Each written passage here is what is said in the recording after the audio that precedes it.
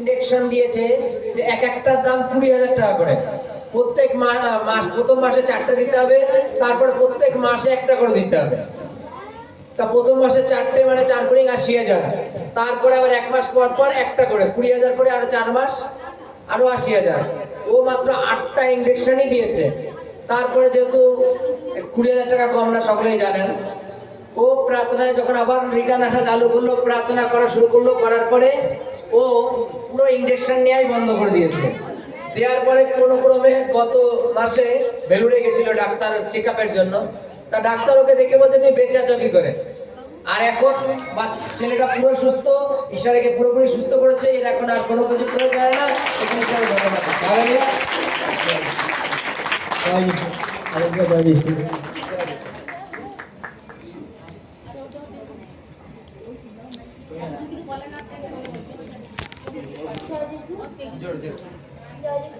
আমার অনেকদিন আগে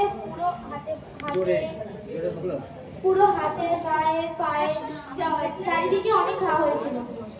তারপরে প্রথমবার ভেবেছিলাম ওটা দাগ হয়েছে, তাই জন্য আমি অতটা করিনি।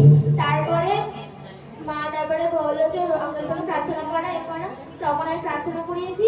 1 সপ্তাহের মধ্যে ঘা অনেকটা ঠিক হয়ে গেছে, মানে পুরোপুরি প্রায় ঠিক হয়ে গেছে। তাই জন্য অবশ্যই ধন্যবাদ। হালেলুয়া।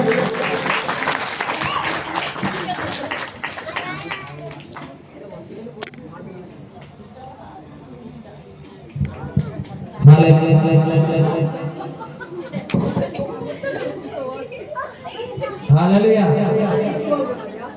এই কাকাটার নাম হচ্ছে দীপঙ্কর ঘোষ, কালপুর থেকে আসে। আপনারা সকলে চেনেন কম বেশি। আর এবার যেহেতু প্রভুকে গ্রহণ করেছে, এনার লিভারের সমস্যার জন্য, হাড়ের সমস্যা, যাই হোক, তাই না, হাত পা পুরো সব ফুলে গেছিল। মানে এক কথায় শরীরে জল হয়ে গেলে কেমন হয়। আর আমি নিজে এনার বাড়িতে যখন প্রার্থনায় যেতাম, ওনাকে দেখতাম যে ওনার চলারও ক্ষমতা নেই।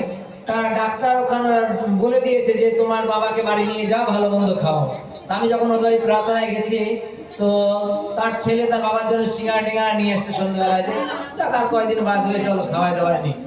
এইভাবে চললো কয়েকদিন। তারপরে ইনি কন্টিনিউ ফোনে প্রার্থনা বা আমাদের সাথে প্রার্থনা করতে করতে এখন ঈশ্বর তাকে এতটা সুস্থ করেছে যে কালপুর থেকে সাইকেল চালিয়ে প্রার্থনায় চলে আসে। ঈশ্বর ডাক্তারকে সময় দিয়েছিল যে আর বাঁচবে না, ঈশ্বর তার জীবনে এতটা মিরাকেল করেছে, এ এখন পুরোপুরি সুস্থ আছে এবং সাইকেল চালিয়ে কালপুর থেকে প্রার্থনায় আসে। হালেলুয়া, জয়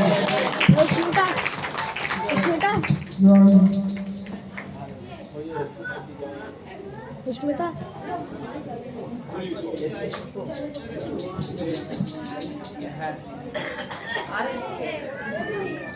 আরে কই এখানে কই নেই, নেই কেউ।